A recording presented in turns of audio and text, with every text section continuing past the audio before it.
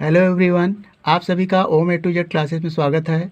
आज हम कक्षा 10 गणित मल्टीपल चॉइस क्वेश्चन जो 2025 बोर्ड पेपर के लिए अत्यंत महत्वपूर्ण हैं। यदि आप कक्षा 10 के विद्यार्थी हैं तो यह वीडियो आपके लिए अत्यंत महत्वपूर्ण होने जा रही है। तो आइए प्रश्न संख्या 1 को सॉल्व करते हैं, जो इस तरह है। एक त्रिज्या आर और कोण थीटा वाले वृत्त के त्रिज्य खंड के चाप की लंबाई है। तो यहाँ पर हमें 4 ऑप्शन दिए हुए हैं। सही ऑप्शन पर हमें टिक करना है। आपको एमआर शीट दी जाएगी, उस सर्कल पर आप गोला करेंगे। तो यहाँ पर जो हमें दिया हुआ है प्रश्न, त्रिज्या आर है और कोण थीटा है। तो आप परिधि बराबर जानते हैं 2 पाई आर होता है, और पूरे वृत्त का जो संपूर्ण कोण होता है वह 360 होता है। तो इसका सूत्र हो जाएगा theta upon 360 into pi 2 pi r. तो यहाँ पर ऑप्शन नंबर 4 यानी डी सही हो जाएगा। तो आप डी पर क्लिक करेंगे। ठीक, अब अगला प्रश्न है, बहुत ही महत्वपूर्ण प्रश्न है और आसान भी है। द्विघात समीकरण के मूल होते हैं, यानी समीकरण कैसा है, द्विघात है। तो यदि उसकी घात 2 है तो उसके मूल भी 2 होंगे। त्रिघात के मूल 3 होते हैं। तो इसी प्रकार घात जितनी होगी उतना ही मूल होगा। तो यहाँ पर इसका मूल 2 है। तो ऑप्शन नंबर बी सही हो जाएगा, यानी द्विघात समीकरण के मूल 2। तो ऑप्शन नंबर बी सही हो जाएगा। अगला प्रश्न है, दी गई संख्याओं में अभाज्य संख्या होगी तो सबसे छोटी अभाज्य संख्या होती है 2। यानी अभाज्य संख्या 2 यानी ऐसी संख्या जिसका फैक्टर स्वयं संख्या और 1 हो, उसके अतिरिक्त और कोई उसका गुणनखंड ना हो, तो वह अभाज्य संख्या कहलाती है।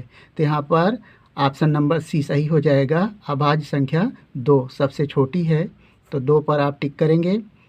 अगला प्रश्न है, इसको सॉल्व करना पड़ेगा। द्विघात समीकरण x माइनस 1 अपान x बराबर 1 का विविधकर होगा। तो इसे हम सॉल्व करते हैं।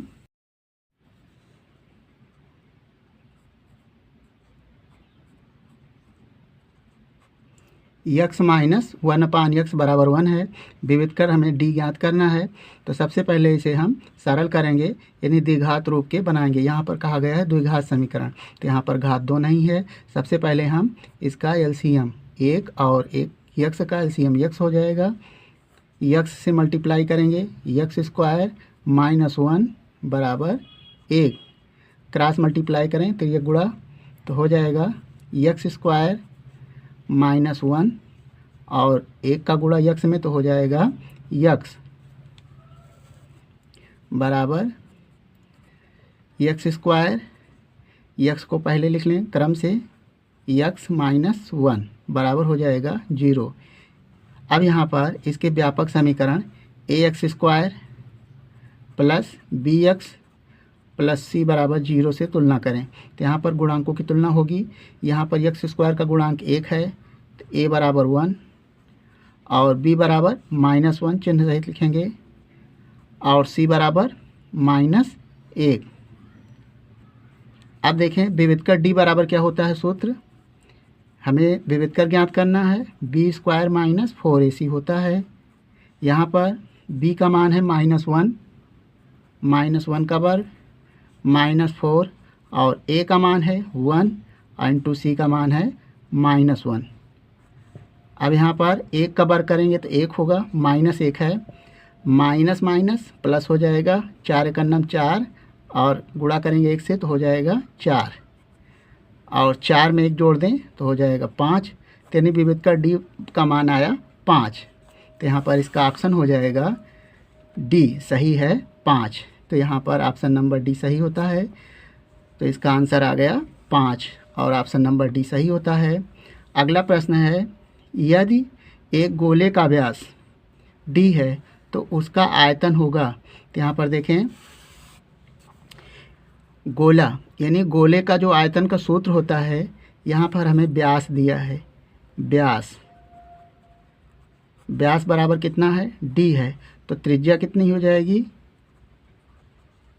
त्रिज्या r बराबर, यानी व्यास का आधा होता है तो d बटा 2 हो जाएगा। और गोले का आयतन का जो सूत्र होता है 4/3 पाई r क्यूब होता है। यह सूत्र है 4/3 पाई में उत्तर है इसलिए पाई का मान नहीं रखना है, और r का मान है d/2 का होल क्यूब। अब देखें 4/3 पाई, और d को 3 बार गुणा करेंगे तो हो जाएगा d³, और 2 दूना 4 दूनी 8, तो यहाँ से 4 से काट दें, 4 एकन्नम 4, 4 दूनी 8, तो आ जाएगा आपका 1 ऊपर हो जाएगा d³ पाई अपान 3 दूनी 6, तो यहाँ से आ जाएगा पाई d³ अपान 6। तो यहाँ पर ऑप्शन नंबर डी आपका सही हो जाएगा। एक गोले का व्यास d है तो उसका आयतन हो जाएगा पाई/6 d³, तो ऑप्शन नंबर डी सही हो जाएगा। अब अगला प्रश्न देखें, निम्नलिखित में अपरिमेय संख्या होगी, यानी अपरिमेय संख्या करणी में नहीं होती। तो यहाँ पर देखें √25 ये करणी में है, तो 25 का आप वर्गमूल निकाल सकते हैं, तो इसका वर्गमूल हो जाएगा 5, इसलिए यह परिमेय संख्या है, परिमेय नहीं है। 81 का भी वर्गमूल निकल आएगा तो हो जाएगा 9, और 5/3 यानी जो परिमेय संख्या होती है P/Q के रूप में लिखी जा सकती है, अपरिमेय संख्या को हम नहीं लिख सकते हैं, तो ये 5/3 है, यह परिमेय संख्या है, परिमेय नहीं है। अगला ऑप्शन डी है 5 + √2, तो यहाँ पर जो √2 है 5 के साथ जुड़ा हुआ है, तो यह √2 करणी में है और इसका वर्गमूल पॉइंट में निकलेगा, तो इसलिए यह अपरिमेय संख्या है, तो ऑप्शन नंबर डी सही हो जाएगा। 5 + √2 एक अपरिमेय संख्या है, तो ऑप्शन नंबर डी सही हो गया। अगला प्रश्न देखें, बहुत ही महत्वपूर्ण है। समांतर श्रेणी √18, √50, √98 का अगला पद है। तो यहाँ पर अगला पद प्राप्त करने के लिए इसमें हमें जो सार्वांतर है वह ढूंढना होगा। तो देखें यहाँ 18 है, अगला पद 50 है, फिर 98 है, तो यहाँ पर एक हम ट्रिक लगाएंगे। 50 में से 18 जाएगा, तो देखें 50 में से 18 घटाएंगे इस तरह, 10 में से 8 जाएगा तो 2, और 4 में से 1 जाएगा तो 3, 32 आया, और 98 - 50, तो यहाँ 8 और 9 में से 5 जाएगा तो 4, यानी जो सार्वांतर है वो अलग अलग आ रहा है। तो इस तरह से यह ट्रिक नहीं लगाएंगे।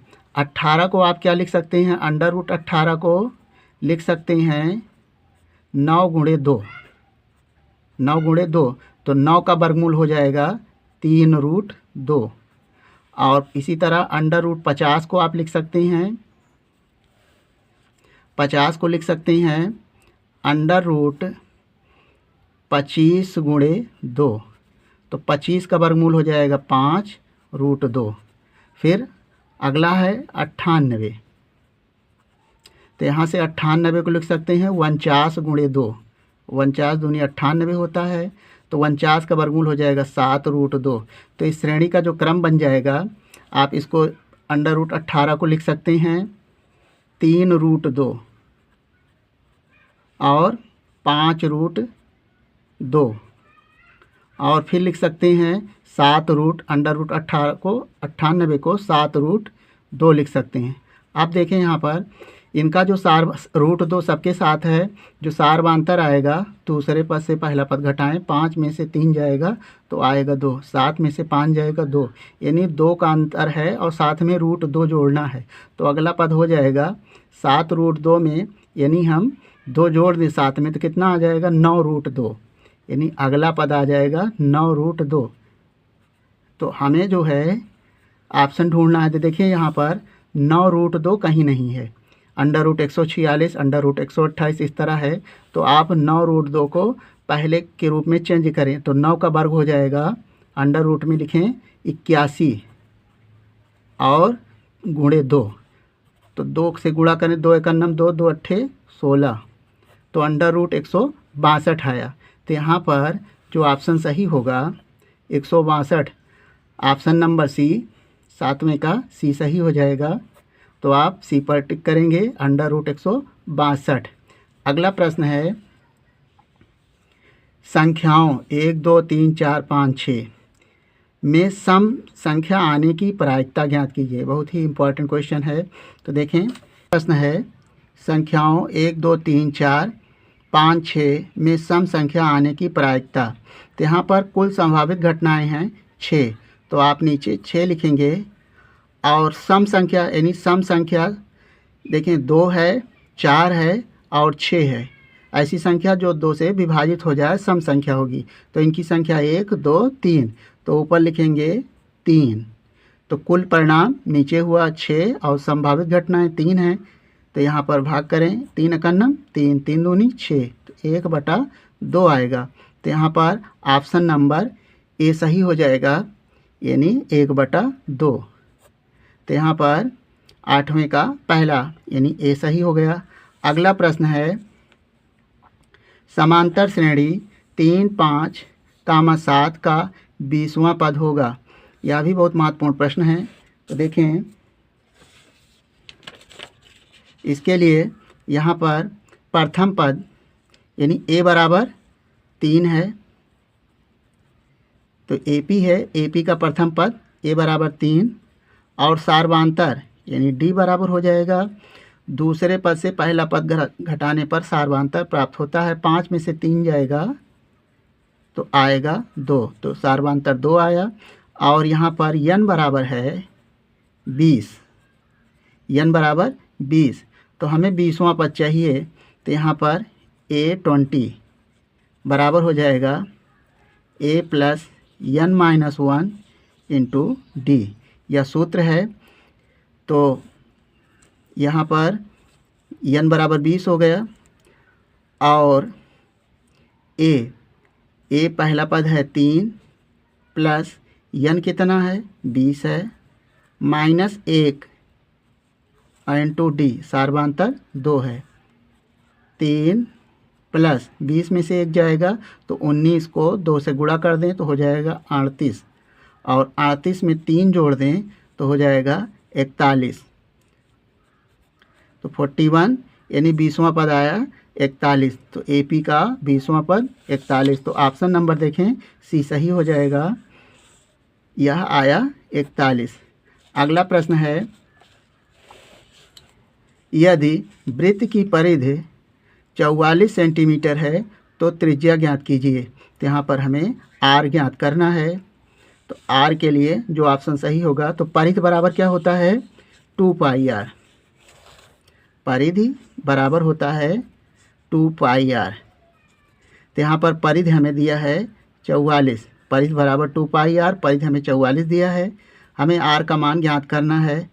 तो 2 और पाई का मान आप जानते हैं 22/7 का प्रयोग करेंगे और R यहाँ पर 44 है। तो यहाँ पर देखें 22 × 2 44 हो जाएगा, ये पूरा कट जाएगा और यहाँ पर आ जाएगा 1। तो R क्रॉस मल्टीप्लाई कर दें तो R बराबर हो जाएगा 7 सेंटीमीटर। तो R का मान आया 7 सेंटीमीटर। तो देखें ऑप्शन नंबर बी सही हो जाएगा, 10वें का B 7 सेंटीमीटर आ गया। तो इस तरह से हम बोर्ड इम्पॉर्टेंट क्वेश्चन आपके लिए लेकर आते रहेंगे। तो हम आशा करते हैं कि आपको इन प्रश्नों का हल समझ में आ गया होगा। आपका अपना किसी भी प्रकार का सुझाव या डाउट हो तो कमेंट करेंगे। यदि वीडियो पसंद आया हो तो वीडियो को लाइक करके और चैनल को सब्सक्राइब करके इस वीडियो को दोस्तों के साथ शेयर कर लें। वीडियो देखने के लिए धन्यवाद।